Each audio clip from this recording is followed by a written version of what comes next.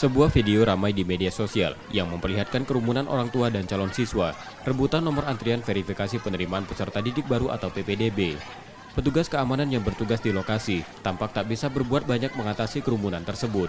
Peristiwa tersebut terjadi di SMA Negeri 7 Palembang pada Sabtu pagi pekan lalu.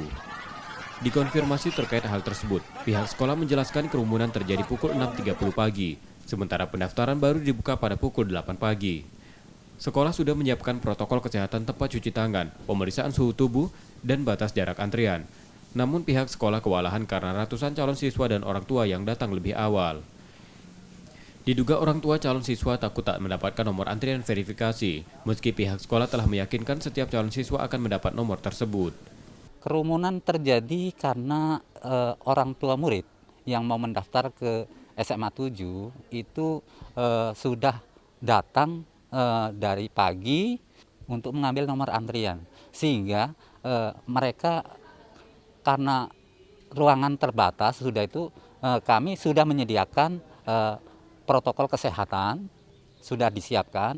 Namun di luar batas kemampuan kita karena mereka datang itu dari pagi sebelum jam kita buka.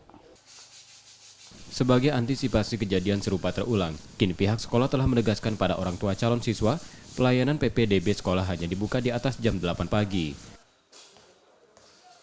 M. Rizky Nurmizan, Kompas TV, Palembang, Sumatera Selatan.